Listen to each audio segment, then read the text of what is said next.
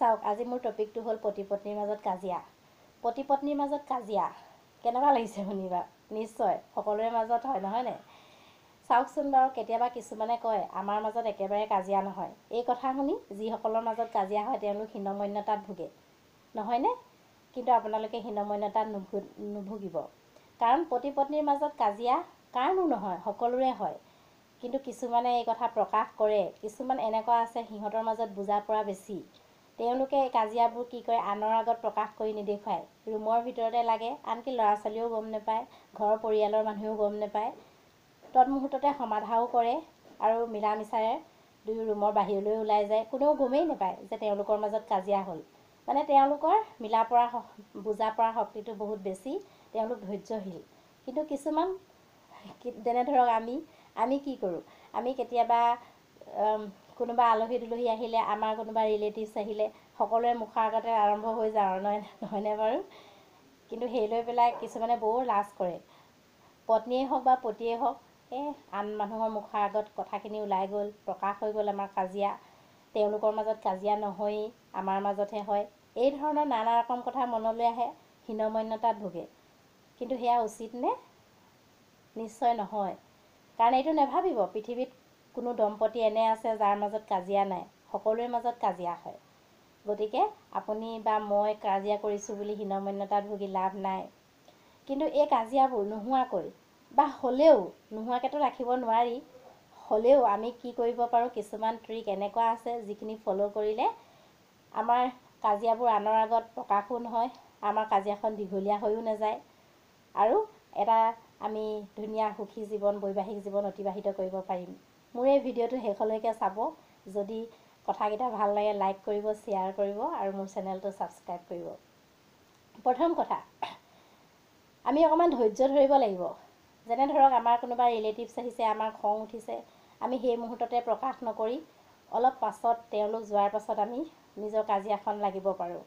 আৰু যেনে ধৰক আমি কাজিয়া লাগিছোঁ, লগাৰ পাছত কি হ'ল, কাজিয়া লগাৰ পাছত আমাৰ এনেকুৱা এটা পৰিস্থিতি হয় যে কোনোবা এজনে মাতিবলৈ চেষ্টা কৰি আছে, ইজনৰ মুখখন ফুলি আছে, যিমান মাতিছে তেওঁ মাত দিয়া নাই, ফলত সিজনৰো খং উঠি গৈছে, দুয়োজনে তাৰপা এনেকুৱা এটা মুডত গুচি যায়, ইজনেও সিজনক নেমাতে, সিজনেও ইজনক নেমাতে। তেনেকুৱা প্ৰায় নহয়নে বাৰু? কেতিয়াবা এই কাজিয়া, এই নমতা নমতি বহুত দীঘল পৰ্যায়লৈ পায়গৈ। কিন্তু কি হয়, সেই দীঘল পৰ্যায়লৈ নিব নালাগে। তেনে কৰিলে কাৰো সুখ শান্তি নাথাকে। কি কৰিব, কাজিয়া লগাৰ পাছত প্ৰথমটো ট্ৰিক, আপোনালোকে ইজনে সিজনক অলপমান সময়ৰ কাৰণে, ধৰক আধা ঘণ্টা, এঘণ্টা বা অতি বেছি হ'লেও 2 ঘণ্টা অলপ স্পেচ দিয়ক। মানে অকণমান নিজাববীয়াকৈ টাইম স্পেণ্ড কৰিবলৈ অকণমান সময় দিয়ক। যেনে কিবা এটা কথাত কাজিয়া লাগিলে, দূৰঘূৰ কাজিয়া হৈ গ'ল, তেতিয়া আপোনালোকে ইজনে সিজনক, কোনোবা এজনেতো মাতিবলৈ আহেই আগ ধৰি, তেনেদৰে মাত বোল নকৰি কি কৰিব, অলপমান সময় তেওঁ যি কৰে, হয়তো পত্নীগৰাকীয়ে খঙতে কাজিয়া লাগিলে আৰু গিৰীয়েকৰ পৰা আঁতৰি গৈ টিভিটো চাই আছে, পতিৰ খং উঠি গৈছে, স্বামীজনে কি কৰিব, মোৰ লগত কাজিয়া লাগিলে, এতিয়া আৰামত বহি টিভি চাই আছে, গৈ পেলাই বছ ৰিম'টটো ল'ব হাতত, টিভিটো বন্ধ কৰি দিব।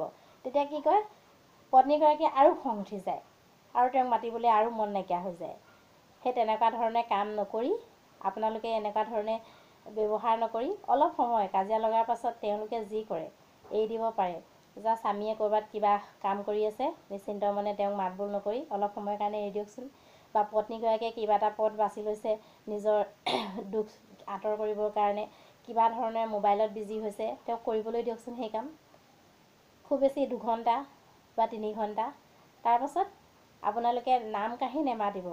কি হয়, প্ৰত্যেকৰে মনটোতো একে নহয়, প্ৰত্যেকৰে মন বেলেগ বেলেগ। কিছুমানৰ খুব ধুনীয়াকৈ মাতিবলৈ মন যায়, কিছুমানৰ মাতিবলৈ মন নাযায়। তেতিয়া কি কৰিব, মাত বোল কৰি চিঞৰ বাখৰ কৰি থাকিলে, মাত খাৰ নেমালে ইজনেও খং উঠে। আপোনালোকে তেনেধৰণে মাত বোল নকৰি, তেনেধৰণে চিঞৰ বাখৰ নকৰি কি কৰিব জানেনে, অলপ সময় মানে আধা ঘণ্টামানৰ পাছত কিবা এটা যেনিবা কাম আছে, সেই কামটো লাহেকৈ কৰিবলৈ কৈ থৈ যাওকচোন। বিপক্ষই কৰে নে নকৰে আপুনি চাওক প্ৰমাণটো। যেনে ধৰক কাজিয়াৰ পাছত মাত বোল নাই আৰু আধা ঘণ্টা বা 3 ঘণ্টামান, তেনেকুৱাতে পত্নীগৰাকীয়ে যেনিবা ৰন্ধা বঢ়াৰ কামত কুকাৰটোৱে যেনিবা ভাতৰ কুকাৰটো গেছত পাতি থৈ গ'ল, স্বামীজনক ক'ব পাৰে, অলপ সময় পাছত হুইচেল মাৰিলে তুমি কুকাৰটো বন্ধ কৰি দিবাচোন, মই বেলেগ ফালে কিবা কামত যাওঁ। তেতিয়া মানুহজনে কৰে নে নকৰে চাবচোন, কৰিব। যদি তেওঁ বহুত বেছি খং উঠিও নাথাকে ধৰক, কিন্তু মানুহজনী নাথাকিলেতো উপায় নাই, কৈ থৈ যাব যেতিয়া আপুনি কৰিব। ঠিক তেনেদৰে আৰু বিভিন্ন কাম আছে, ঘৰুৱা কাম। তেনেকুৱা ধৰণৰ কামত ইজনে সিজনক এংগেজ কৰি দিয়কচোন, তাৰপাছত চাব।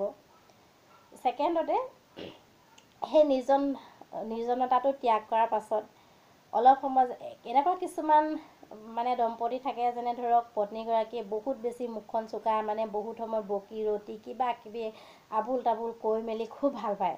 তেতিয়া পতিজনৰ সহ্য নহয়, মানে খং উঠে, মাৰিবলৈ যায়। কি কৰিব আপোনালোকে? পত্নীগৰাকীক শান্ত কৰিবৰ কাৰণে নিজৰ পুৰুষত্ব প্ৰমাণ কৰি হাত উঠাবলৈ যাবনে? তেনেকৈ হ'লেতো কাজিয়াখন আৰু বেছি বাঢ়ি যাব। নকৰিব। ভাবকচোন, এদিনহে তেওঁ দপদপাইছে কিবা খঙত, তেওঁ বাকী সময়ছোৱাতো সদায় আপোনাৰ অধীনতেই আছে।